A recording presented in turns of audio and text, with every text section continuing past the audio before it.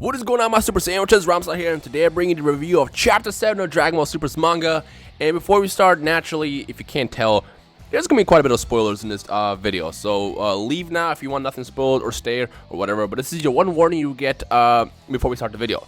Now, obviously, if you were on the internet yesterday, you probably noticed there was a lot of freaking news around Dragon Ball Super based on this one chapter. But now, thanks to the wonderful folks over in the forums of Konsenshu, we have translations and basically all the details and the good stuff from Chapter 7. So first things first, let's talk about the Super Dragon Balls. So Chapter 7 starts actually with Bulma and Jackal talking to Zuno. As you guys remember, this is the mystical person that knows everything.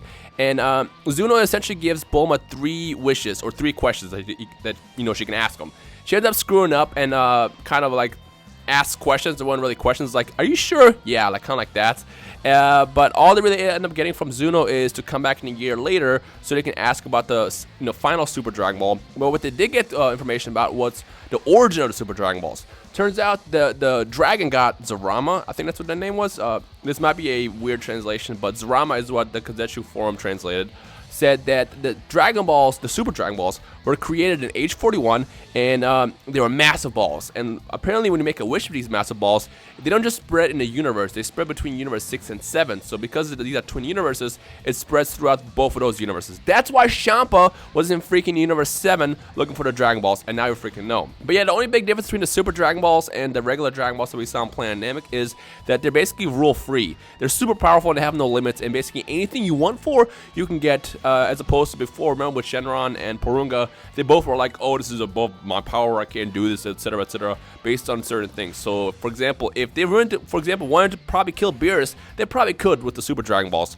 Although I don't think they would want to do that, because there's no reason for them to do that. But essentially, the Super Dragon Balls have a rule-free wish, which reminds me of the Fairly Odd Parents when they had that muffin that you get. I forgot how you get the muffin, but they had the muffin that just makes me think about that. But yeah, and in case you don't know, the Namekian Dragon Balls were formed off the big Dragon Balls, the Super Dragon Balls, when they were carved down and basically have a small version created around that. So that's where they came from. But yes, age 41, we now have the origin of the Dragon Balls officially. The next part of the manga takes us to the Hyperbolic Time Chamber, or the Room of Spirited Time, where we have kind of a plot hole.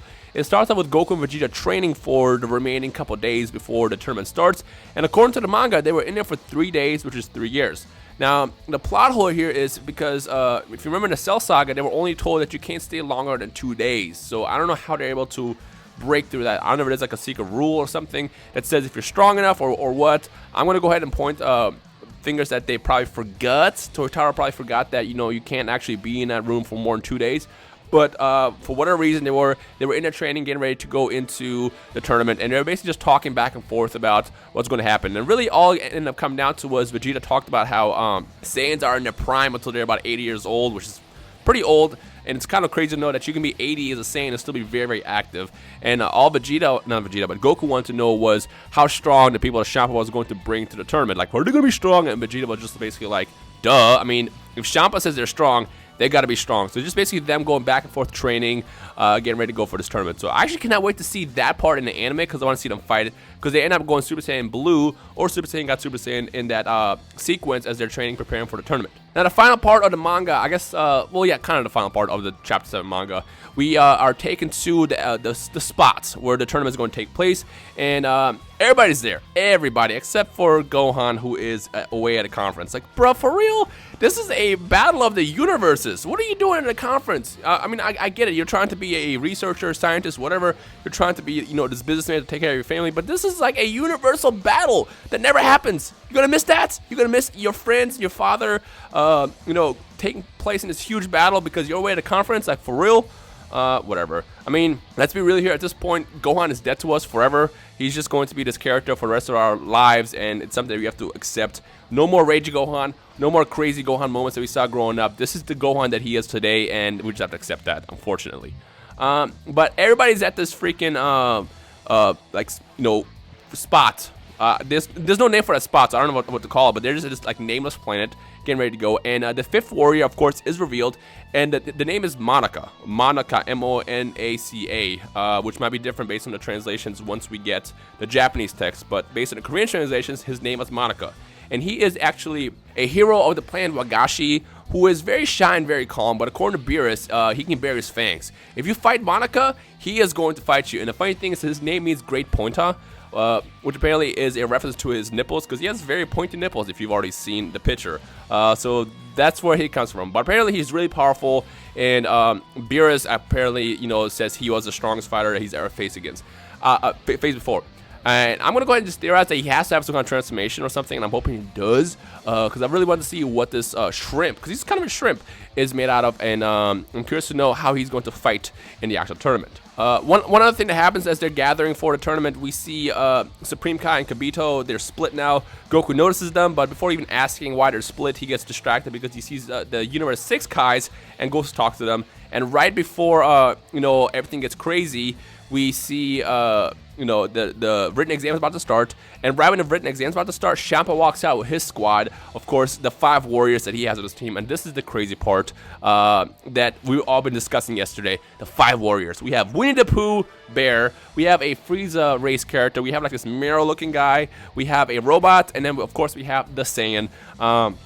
No information about them at all from the chapter at all. We just saw them pop out, and then the written exam was supposed to start. But the last thing that both Vegeta and Vegeta and Goku say is Frieza, and then it ends with a cliffhanger, having us wait until January to see what actually happens. So it's exciting stuff. This is awesome. What do you guys think? Let me know your thoughts in the comment section below on Chapter 7, where we're going with the Dragon Ball Super series. In case you missed my video yesterday, the Dragon Ball Super anime is going to air the Champa arc for the first time, actually on January 24th. So we only have 4 episodes left in the Resurrection F arc. And after that, we're jumping right into the new stuff that we've been waiting for ever since the Dragon Ball Super series was first announced back in the summer. So it's exciting that we're actually really, really close to the new stuff. So be a little bit more patient and prepare yourself for amazingness and what's going to come in the Universe 6, Universe 7, Champa arc, whatever you want to call it, and the amazingness that's going to happen there. So yeah. One last thing I want to talk about is since we're getting really, really close to the Champa arc. Now the question really is how long is Dragon Ball Super going to be? Because as you know, Resurrection F is about to end, and if Champa arc is anywhere near the same length as the first 2 arcs were, then we're only looking at about 50-something episodes or so. So it's kind of interesting to see that the series is that short, because a lot of people expected it to be like 100 episodes long, which remember that was just a placement holder. And another thing to point out is a lot of people were expecting it to be just very, very long and more stuff. But for now, this is where we're at, and hopefully it's a bit longer. But again, remember that the average anime is only 26 episodes long, or just about there. So this is longer than your average anime. So we'll see what happens after that. I mean, Dragon Ball is so successful, I would not be surprised if Toriyama busts out another arc after this somewhere down the line. But either way, I'm excited. I can't wait to see what's going to happen in this next arc. The question I have for you guys is, which character design do you guys like the most between the new warriors revealed? So this includes Monica as well on Universe 7. So who do you like better between him, the bear guy, the mirror guy, Frieza guy, the Saiyan guy, and then the robot? The robot has to have a person inside. I wonder if that's going to be the twist there, because I feel like it's weird to just be like basically a Gundam. It's like, yeah, I got my mech here, and I'm going to fight Saiyans and stuff, and it's weird to see that as a warrior. But I'm calling that. It has to be some kind of warrior inside him that like maybe the armor like holds his power or something. I don't know. Personally, my favorite character though, as you guys already can guess, is the Frieza race character, because he looks absolutely badass, and I cannot wait to see who he fights, because again, Frieza is my favorite villain of all time, and I'm glad that they're kind of keeping Frieza's spirit alive with this new warrior. But who do you guys like the better or the most? Let me know your thoughts in the comment section below. But yeah, that's pretty much it. That covers pretty much all of Chapter 7. Now, of course, the question I'm going to get is Rhymestyle, where do I read this? Now, I can't actually link what happens. I can't actually link where you can read it, because that's piracy.